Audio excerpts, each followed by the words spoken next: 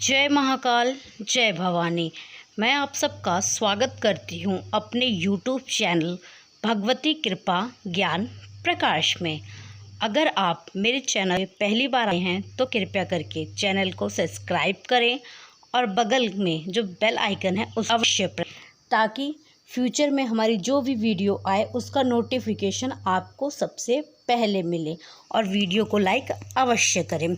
आज जो विषय है वह यह है कि अगर आपकी छत पर रात के समय धम धम या किसी के चलने की आवाज़ आती है, या पायल के छन छन की आवाज़ आती है, या फिर रात के समय आपके मुख्य द्वार को कोई खटखटाता है, या रात के समय कोई आपका नाम लेकर पुकारता है और जो आवाज़ होती है वह ऐसा लगता है कि कोई अपना बुला रहा है हमारा नाम लेकर।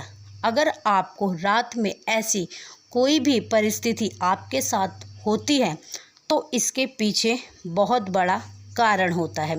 ऐसे बहुत सारे लोग होते हैं जिनके साथ ऐसा होता है कि कोई रात को दरवाज़ा खटखटाता है, रात को छत पे कोई कूद रहा है या चल रहा है, और जब रात को मेन गेट कोई खटखटाता है और जब हम जाकर खोलते हैं तो कोई भी नहीं होता, दूर दूर तक नहीं होता। और जो गेट खटखटाने का तरीका होता है वह बिल्कुल ऐसा होता है जैसा कोई मनुष्य गेट रात को खटखटा रहा है। वही खटखटाने की आवाज़ हमारे मेन गेट से आती है। और अगर आपके घर में गेट हैं तो कई गेटों में से मेन गेट पर ही यह आवाज़ आती है, अन्य गेटों से नहीं आती। तो देखिए, इसके कई कारण होते हैं। अगर आपका मेन गेट बजता है और रात के समय बजता है 11:30 से लेकर 3:30 पौने 4 बजे के बीच में बजता है, तो आपको सावधान हो जाना चाहिए। इस तरह गेट कभी नहीं खोलना चाहिए। आजकल का समय बहुत बुरा समय है, बहुत बुरी बुरी क्रियाएं इस समय इस संसार में की जाती हैं। और आज के समय में कुछ लोग चंद पैसों के लिए किसी का भी बुरा कर सकते हैं। तो इसलिए जब वह आपके लिए तंत्र भेजते हैं, यानी जब वह आपके लिए कोई चौकी भेजते हैं, तंत्र प्रयोग करते हैं, मारण करते हैं या मुठ चलाते हैं, जब वह चीज़ आपके घर पर तंत्र के माध्यम से भेजी जाती है तो वह आपके मुख्य द्वार से प्रवेश करती है। यानी जो आपका मेन गेट होता है उसी से वह आपके घर में प्रवेश करती है।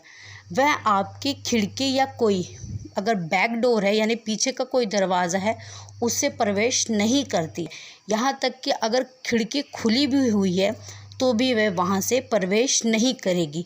वह केवल आपके मुख्य द्वार से ही प्रवेश करती है। तो वह प्रवेश करने के लिए क्या करती है, वह आपका जो मुख्य दरवाज़ा होता है, मुख्य द्वार जो होता है, उसे खटखटाती है। और जब आप उसे खोलने के लिए उठते हैं और जैसे ही आप मेन गेट खोल तो वह जो तंत्र क्रिया होती है वह आपके घर में प्रवेश कर जाती है।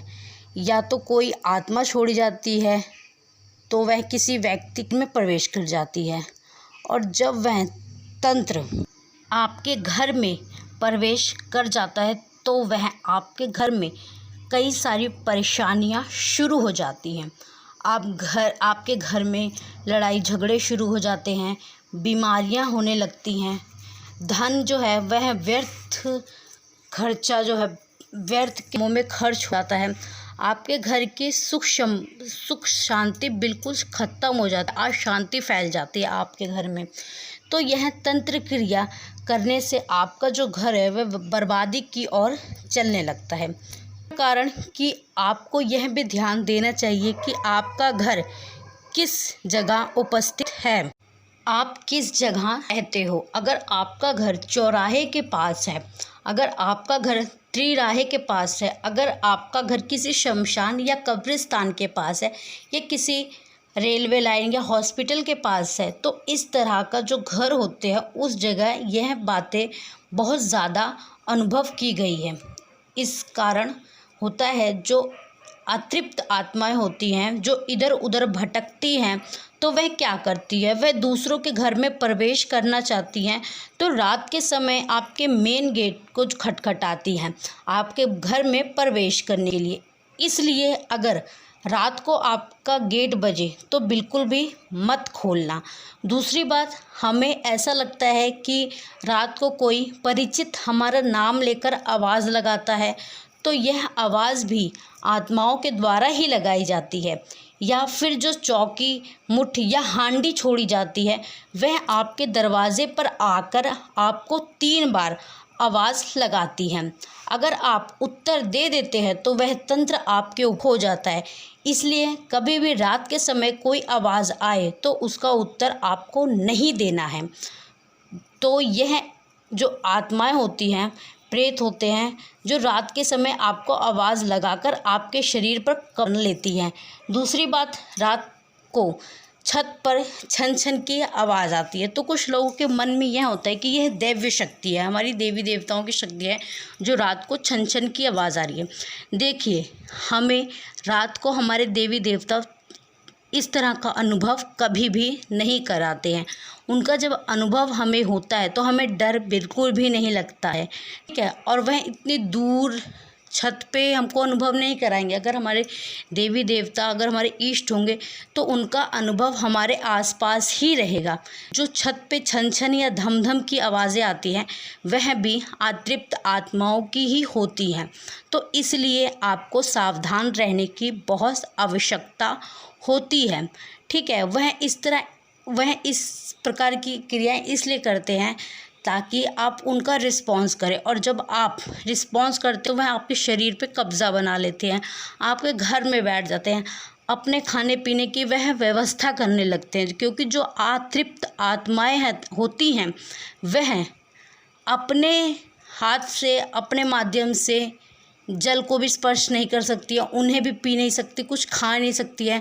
उनका जीवन एक घुटन भरा हो जाता है। इसलिए वह किसी के शरीर को माध्यम बनाती हैं भोगपान करने के लिए, चीज़ों को खाने पीने के लिए। सावधान रहने की बहुत आवश्यकता है। और आप अपनी सुरक्षा के लिए दुर्गा कवच का पाठ, बजरंग बाण का पाठ, हनुमान चालीसे का पाठ कर सकते हैं।